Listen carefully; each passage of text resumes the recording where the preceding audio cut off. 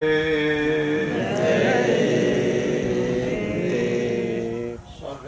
परम पूज्य स्वामी जी महाराज के चरणों में कोट कोट नमन करते हुए साथ ही आप सभी गुरु प्रेमियों को भी नमन करता हूँ।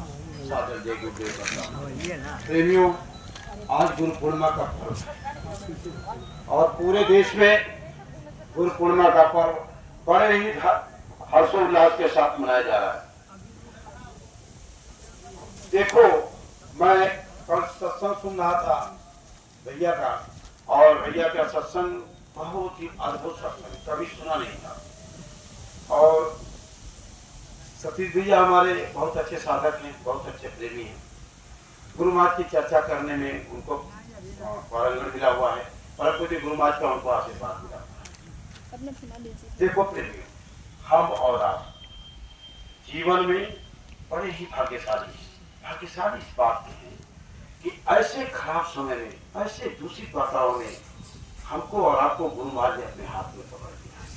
विश्वास करो, हमने उनको नहीं पकड़ा है, उन्होंने पकड़ा है। और जैसे चाहे वैसे नचावे, जैसे चाहे वैसे करावे। बस जो कुछ हो रहा है उन्हीं की मर्जी से हो रहा है, हम और आप कुछ करने वाले नहीं है। हाँ, थोड़ा सा उनके आदेश का पालन हमको और आपको करना है। और आदेश का पालन इसलिए करना है कि बड़े भाग्य से मनुष्य शरीर मिला है। रामायण में गोस्वामी जी ने कलम तोड़ दिया कि बड़े भाग्यवान स्तन पावा सुर दुर्लभ सदगंते गावा। बड़े भाग्य से मनुष्य शरीर मिला है। इसके लिए देवी देवता भी तरसते हैं। जिन देवी देवताओं की हम पूजा करते हैं, उनको खुश करने के लिए तमाम प्रयास करते हैं, वो देवी देवता भी तरसते हैं। क्यों भैया? क्योंकि साधन दाम बोझ कर द्वारा, ये साधन है, ये शरीर एक साधन है। और इस साधन में हमें गुरु महाराज मिल गए, और गुरु महाराज ने हमको रास्ता दे दिया। और रास्ता दे दिया इसलिए कि आप इसमें मोक्ष और परमात्मा को प्राप्त करने की ये साधन, ये रास्ता है। तो इससे साधन का इस्तेमाल करना बोलते हैं, चाहे व्यक्ति हो, पुरुष हो, बच्चे हो, जो भी समझता है। इससे साधन में बैठ करके, साधना का मतलब ये नहीं कि श्रृंगी ऋषि की तरह से साधना। हमारे परम पूज्य स्वामी जी महाराज ने तो बहुत सरल कर दिया, बहुत सस्ता कर दिया। उन्होंने कहा दिन में खेती, दुकान, दफ्तर का काम मेहनत ईमानदारी के साथ करो, शाम को आओ, बाल बच्चों की सेवा करो, और थोड़ा सा बैठ करके जो मैंने रास्ता दिया है इसी मनुष्य मंदिर में, और यहाँ जो जीवात्मा बैठी हुई है उसके साथ तन मन को, बुद्धि को, चित्त को एकाग्रचित करके सुमिरन ध्यान भजन कर लो। अब ये बताओ, इसमें कौन सा पैसा लग रहा है, कौन सा धूप है, कौन सा अगरबत्ती है, कौन सा खर्चा है? 2-2 घंटे, 4-4 घंटे हम लोग मोबाइलों पे लगा देते हैं, कई बार हम लोग गपशप में लगा देते हैं। लेकिन गुरु महाराज ने कहा कि थोड़ा सा समय दे देना। तो इतना समय दे सकते हैं कि नहीं दे सकते हैं? गुरु पूर्णिमा के कॉल पर मैं निवेदन के साथ पूछना चाहता हूँ कि क्या थोड़ा सा समय हम लोग देने के लिए तैयार हैं? ईमानदारी से बताओ, देने के लिए तैयार है? आवाज इसलिए नहीं निकल पा रही है कि सच्चाई दब नहीं सकती कागज के, वो कैसे करते हुए मुझे आता नहीं हो सकती। हाँ बोलो बोलो। बनावट के वसूलों से, यानी बनावट के वसूलों से सच्चाई छुप नहीं सकती। तो हकीकत में कहीं न कहीं चीज सच्चाई तो है कि हम लोगों को जो रास्ता मिला, इतना मेहनत किया गुरु महाराज ने, दिन रात मेहनत किया, दिन रात मेहनत किया। हमारे हर दुखों को उन्होंने लिया अपने ऊपर, यहाँ तक लिया कि पूरे शरीर में उनके पॉइजन हो गया था हमारे परम पूज्य गुरु महाराज के। अब आप सोचो कि इतना दर्द पीड़ा किसका था? उन्होंने तो कोई गुनाह किया नहीं, उन्होंने कोई बुरा काम किया नहीं, लेकिन हमने बुरे कर्म किए और हमारे बुरे कर्मों का उन्होंने अपने ऊपर लिया, और ऊपर लेकर के हमारे बहुत सारे दुख तकलीफों को दूर कर दिया। ये अलग की बात है कि गधे के ऊपर 100 ईंट लदी है, 4-5 ईंट उतार दो तो गधे को क्या पता चलेगा? ऐसे ही हम लोग, आप जो सत्संग में आते हैं, जैसे आज गुरु पूर्णिमा के समय पे हम आप समय निकाल करके आए, तो समय निकाल करके आए तो गुरु महाराज देख रहे हैं कैसे आए, किन परिस्थितियों में आए, किराया था कि नहीं, पैसा था कि नहीं, समय था कि नहीं, वो मतलब गोरू चौगा दरवाजे पे छोड़ के आए, किसी बूढ़े बच्चे को छोड़ के आए, सब वो देख रहे हैं। तो सब देख रहे हैं तो उसमें हमारे आपके ऊपर दया दिख रहा है। देखो प्रेमियों, ये अभी जेठ का महीना, यानी जून का महीना, जेठ का महीना, बड़ी तपस की थी, बड़ी गर्मी की थी कि नहीं थी? हर आदमी परेशान था कि नहीं था?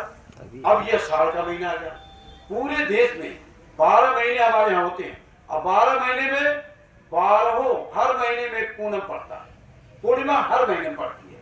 लेकिन हमारे देश के साधु महात्मा संतों ने, महापुरुषों ने आषाढ़ के पूनम को वरीयता दिया और आषाढ़ के पूनम को ही गुरु पूर्णिमा पूरे देश में मनाई जाती है। वैसे तो हर पूनम को मनाई जाती है, लेकिन आषाढ़ का जो पूनम है ये बड़े भव्य तरीके से पूरे देश में मनाया जाता है। इसके पीछे आध्यात्मिक कारण है।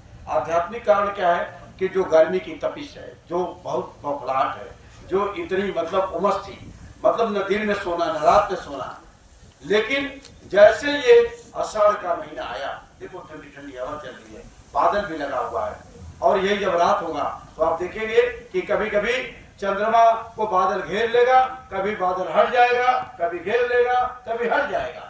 इसका बड़ा आध्यात्मिक मतलब है। आध्यात्मिक मतलब ये है कि हम अपने दुखों से, तकलीफों में, मुसीबतों में हम झेल रहे हैं, और झेलते झेलते जैसे ये जून का यानी जेठ का महीना गुजरा, वैसे ही गुरु महाराज की दया हुई, पूनम का समय आया, पूर्णिमा का समय आया, और इस पूर्णिमा में जब साधक उधर जाता है और उधर पूनम का चांद का जब देखता है तो कई बार हमारे कर्मों के आवरण आ जाते हैं, कभी दिखता है कभी नहीं दिखता है।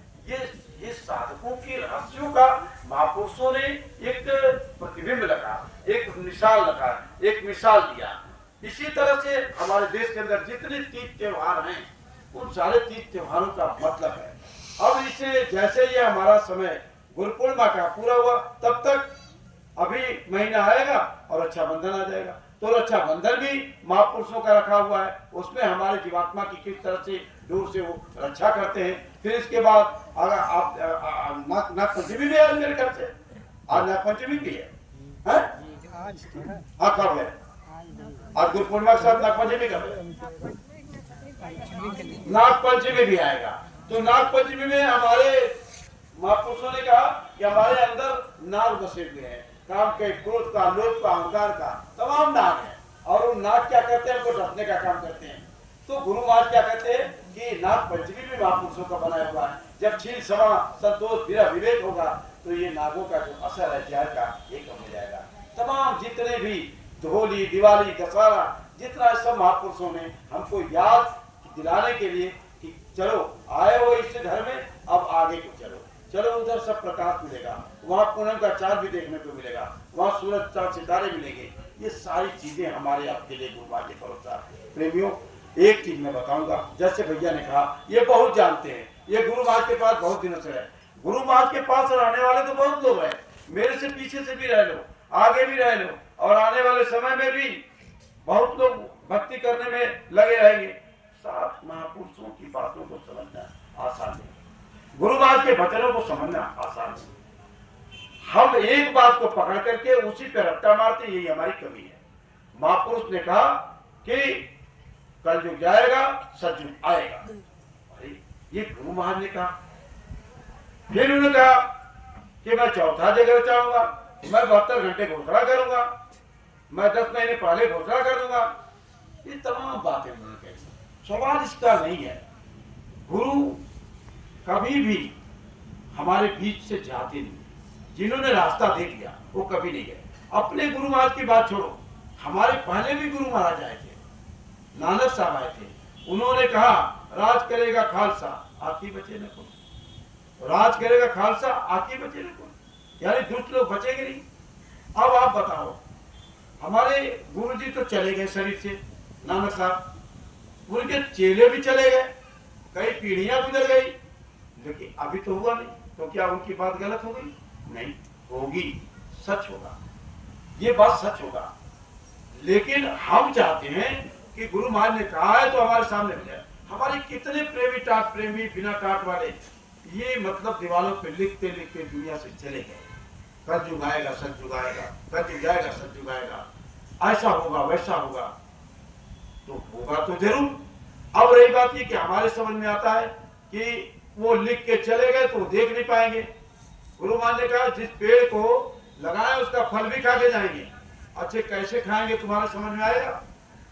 महापुरुष किसी फल को कैसे खाएंगे? क्या आदमी है जो खाएंगे और आप देखोगे? अरे गुरु महाराज तो सोते थे, कोई नहीं देख पाता था, खाना उनका कोई नहीं देख पाता था। ऐसे खाए, ऐसे चल दिए, ऐसे सोए, ऐसे चल दिए। अभी सोए तब तक, अच्छा बच्चा कितना टाइम हो गया, अब बताओ, वो महापुरुषों का सोना, उठना, बैठना, बोलना, उनकी भाषा को समझने की कोशिश न किया जाए। कोई कहे कि मैं गुरु महाराज को समझ गया, गुरु महाराज की बातों को समझ गया, तो कान को बंद कर लो। और कोई कहे कि गुरु महाराज क्या देखो ये चमत्कार, तो आंखों को बंद कर लो, क्योंकि गुरु महाराज ने कभी कोई चमत्कार किया ही। और आज के डेट में चमत्कार भी देखने को मिल रहा है जगह जगह, तो चमत्कार से बचना है। और कोई कह दे कि गुरु महाराज ने ये कहा था और ये होकर रहेगा, अरे हम भी कह रहे होकर रहेगा, गुरु महाराज ही करेंगे, गुरु महाराज करेंगे, पक्का करेंगे। तो गुरु को क्या समझते हो आप? हाड़ मत। हमने गलती क्या किया? हम गुरु महाराज के पास जाकर के गलती क्या किए? हम भूल क्या कर बैठे कि हम गुरु महाराज को समझे कि ये हाड़ मास में है, चल रहे फिर रहे, सामने है तो दर्शन, सामने है तो सत्संग, और सामने है तो सुमिरन, सामने है तो ध्यान, और गए तो कोई मतलब नहीं। ये पहले भी करते थे, ये आज भी कर रहे हैं। तो जो पहले करते थे कुछ नहीं मिला, तो आज भी करोगे तो कुछ नहीं मिलेगा, क्योंकि वो तो सब जगह है, और वो ऐसे जगह पे सबको देख रहे हैं। वो तो प्रकाश रूप है, वो तो शब्द रूप है। गुरु प्रकाश और शब्द का रूप होता है। तभी तो गुरु महाराज कहते थे कि तुम सोचते हो कि मैं जानता नहीं हूँ, मैं तुम्हारी हर बातों को जानता हूँ। तुम अपनी बात कोई कहते हो, मैं हर बातों को सुनता हूँ, कोई मैं बाहर नहीं हूँ। अब आप बताओ, आदमी के सुनने की क्षमता है, वो एक की सुनेगा, दो की सुनेगा, वो 10 मीटर की बात सुनेगा, 100 मीटर की बात सुन सकता है, और लाख मीटर की बात तुम आदमी सुन नहीं सकता। तो ये दिमाग हमने पहले भी नहीं लगाया, ये बात हमने पहले भी नहीं सोची, ये बात हम आज भी नहीं सोचे। जब आज भी नहीं सोचे, कल भी नहीं सोचे, तो फिर तो भ्रम में पड़ेंगे। अब रही बात ये कि महापुरुषों का आना जाना बराबर रहेगा। अब आप सोचो कि हम तो मानेंगे ही नहीं, तो आप मत मानो, ठीक, उसमें दिक्कत किस बात की है? आप मत मानो। आपके मानने ना मानने से ऐसा थोड़े नहीं कि सूरज पूरब से निकलना बंद कर देगा, उसे तो निकलना है। और पश्चिम में डूबना बंद कर देगा, उसे तो डूबना है।